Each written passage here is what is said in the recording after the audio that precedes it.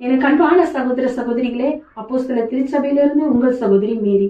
எரேமியா எழுதின நிருபம் 18ஆம் அதிகாரம் 1-4 வசனங்கள். கர்த்தரால் எரேமியாவுக்கு உண்டான வசனம். நீ எழுந்து குயவன் வீட்டிற்கு போ, அங்கே என் வார்த்தைகளை உனக்கு தெரிவிப்பேன் என்றார். அப்படியே நான் குயவன் வீட்டிற்கு போனேன். இதோ அவன் திரிகையினாலே வணைந்து கொண்டிருந்தான்.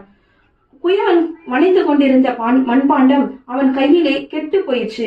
அப்பொழுது அதை திருத்தமாய் செய்யும்படிக்கு தன் பார்வைக்கு சரியாய் கண்டபடி குயவன் அதை திரும்ப வேறு பாண்டமாக வணைந்தான். ஆம் பிரியமானவர்களே, இதிலிருந்து கர்த்தர் என்ன சொல்ல வராரு, இதிலிருந்து எரேமியா கிட்ட என்ன பேசப்படுகிறது என்கிறதான காரியங்கள் அடுத்த 6வது வசனத்துல சொல்லப்படுகிறது.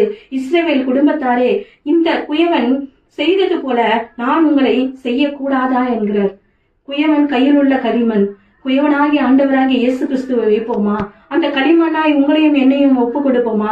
அவர் கையில நம்ம ஒப்பு கொடுக்கும் பொழுதுதான் அவர் நம்மளை என்ன செய்ய சுத்தம் வைத்திருக்கிறாரு அப்படின்னுட்டு நம்ம அவர் கையில நம்மளை தாழ்த்தும் பொழுதுதான், அவருடைய சித்தத்திற்கு ஒப்பு கொடுக்கும் பொழுதுதான் நம்மளை உருவாக்குகிறவரா இருக்கிறார். அவர் ஒருவேளை நம்ம தாயின் கருவில் உருவாகும் முன்னே வேற ஒரு பாத்திரமாய் வடிவமைக்க நமக்கு சித்தம் வைத்திருப்பார். ஆனா அவர் கையில இருக்கும் பொழுதே நாம் கெட்டு போனதா இருக்கிறோம். உங்களையும் என்னையும் பார்த்து கர்த்தருடைய வார்த்தை நோக்கி வருகிறது.